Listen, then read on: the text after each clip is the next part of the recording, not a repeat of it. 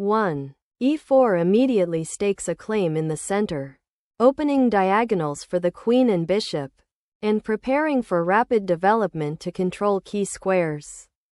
This move immediately contests the center and develops a pawn to a historically important square, leading to a vast array of classical opening possibilities for both players.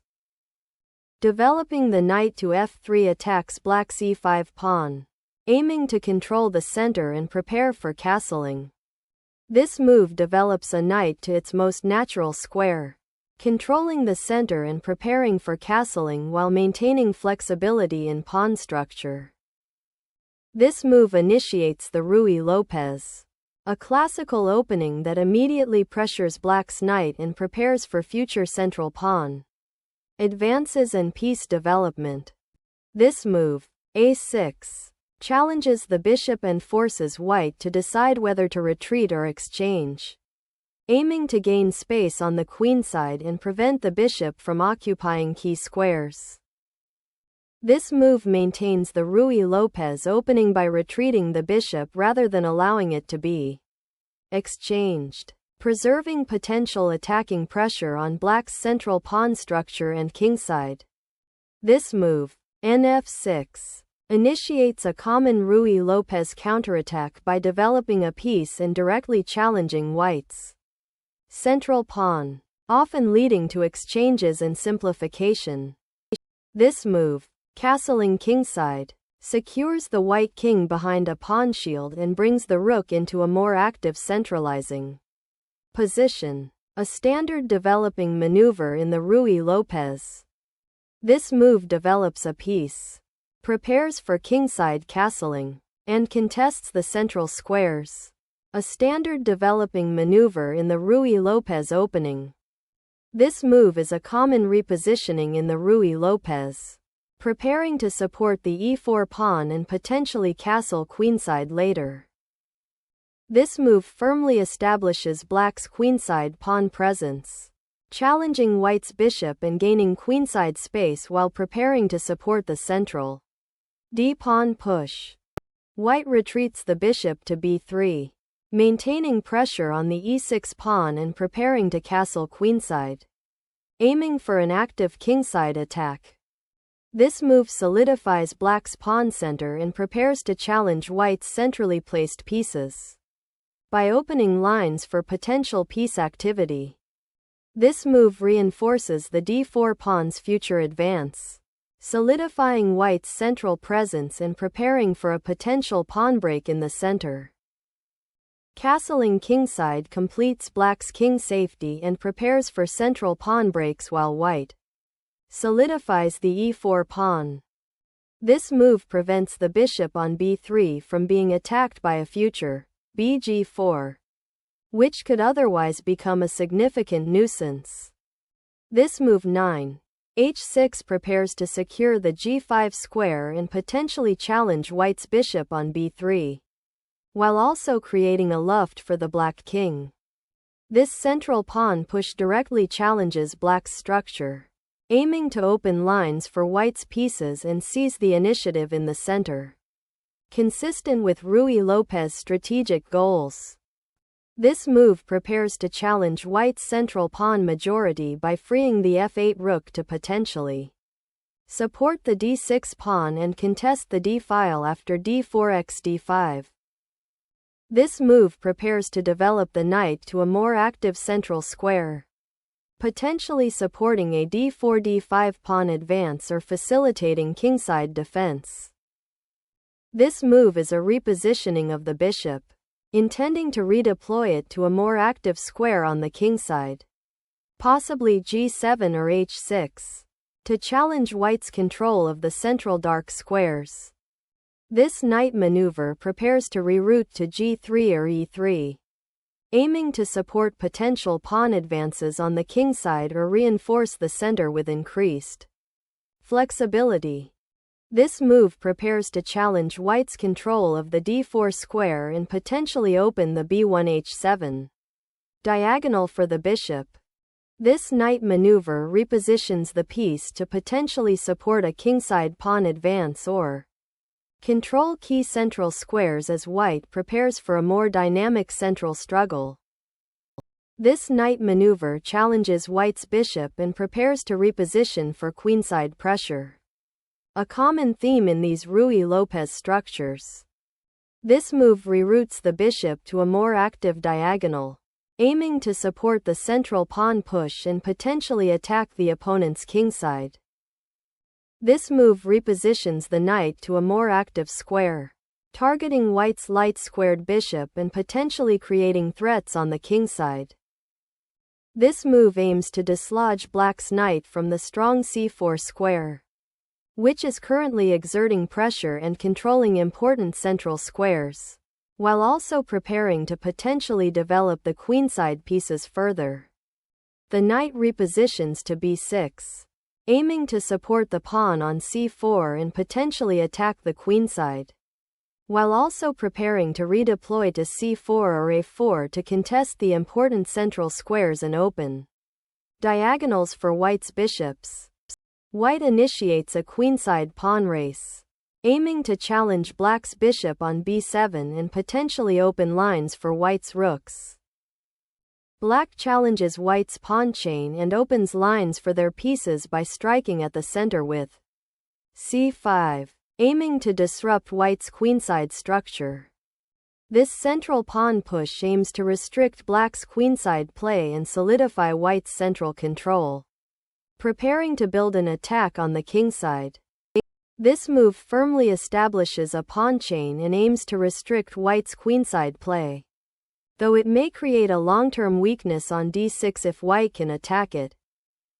This move solidifies white's queenside pawn structure, preventing black's queenside play from advancing further and creating a more stable defense while preparing to develop pieces to more active squares. This move bc8 retreats the bishop to a passive square, abandoning the fight for the c-file and allowing white to solidify their queenside space advantage. This move repositions the bishop to a more active square, preparing to support the central pawn push and potentially exploit the weakened dark squares on the queenside. This move repositions the bishop to a more active diagonal, supporting the pawn push on c4 and potentially preparing for future central play or exchanges on the queenside. This move, 20a5, aims to restrict black's queenside counterplay by creating a strong passed pawn on a5, while simultaneously driving the knight away from its influential c4 outpost. This move retreats the knight from the potentially awkward a5 square, aiming to reposition it towards the kingside or center where it might prove more active, while simultaneously defending the c8 square. With 21q(d2), white repositions the queen to a more active diagonal, preparing for potential central pawn breaks or to support an attack on the kingside.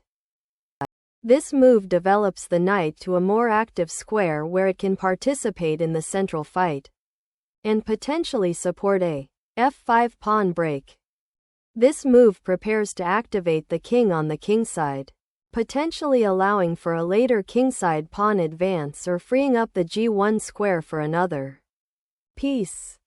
The move 22b7 repositions the bishop to a more active square, aiming to defend the kingside and potentially support a future g6 and ing7 pawn structure or prepare for a queenside advance. This move repositions the knight to a strong outpost on f5, aiming to exert pressure on black's kingside and potentially support a pawn advance or piece sacrifice. Black retreats the bishop to g5, a logical regrouping move that aims to exchange off white's active knight on f5, thereby relieving some pressure on black's position and potentially opening lines for counterplay. This exchange simplifies the position by removing a key attacking piece from black's queenside and opening lines for white's pieces, particularly the queen on d2, while also preparing to challenge black's central pawn majority. This pawn capture opens the h-file for white's rook, which may become a target for attack along the newly created open line. This move initiates a kingside pawn storm, aiming to create weaknesses in black's pawn structure and open lines for white's pieces towards the black king. This move aims to solidify white's pawn center and restrict black's knight mobility, but it creates weaknesses around white's king that can be exploited. This knight repositioning aims to improve its scope, potentially targeting the kingside or reinforcing the center after white's pawn thrusts. This move aims to improve the central pawn structure and prepare for a potential kingside pawn advance by black, though it weakens the dark squares around the king. This move prepares to support a kingside pawn advance, potentially creating threats against black's king after the pawn structure has become somewhat solidified.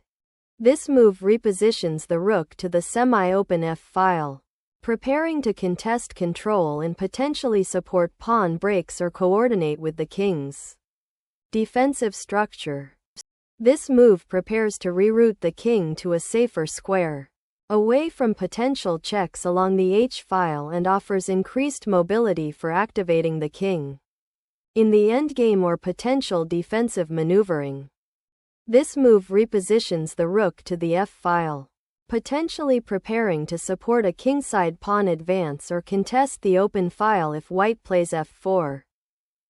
This move weakens the kingside pawn structure by creating a light square vulnerability on g3, but it aims to prepare a pawn storm with g4 and g5, potentially opening lines for the rooks and attacking black's cramped position.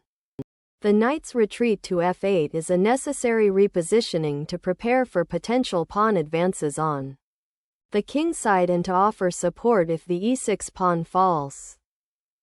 This move initiates a flank attack, aiming to create weaknesses on black's kingside and potentially open lines for white's rooks and queen. This pawn capture on h4 opens the g-file, creating potential attacking lines against black's king and inviting white to develop pieces aggressively along that newly opened file. This recapture on h4 opens the h-file, aiming to exploit the exposed black king and potentially launch a direct attack down the semi-open file. This move aims to bring the rook into play along the h-file, potentially creating threats against white's king and also offering defensive support for the g6 pawn. This move aims to coordinate the rooks on the h-file, creating attacking pressure against black's weakened kingside pawn structure after the exchanges. This rook exchange simplifies the position, removing white's attacking rook from the key h-file and creating a more static pawn structure on the kingside. The capture on h4 opens the h-file and renews the pressure on black's kingside, aiming to exploit the weakened pawn structure created by gx-h4. This pawn push creates a passed pawn on the g-file but weakens your king's position, creating potential targets for white's pieces and opening lines that might be difficult to defend. This move prepares to blockade the g-file and prevent black from developing any counterplay on the kingside, consolidating white's spatial advantage. This move seeks to reposition the king to a safer square, away from the potential mating attack developing on the h-file, and prepare to bring back pieces to defend the kingside. This tactical sacrifice of the rook on f6 opens the g-file to attack black's king and creates immediate threats of checkmate, forcing black to make defensive concessions.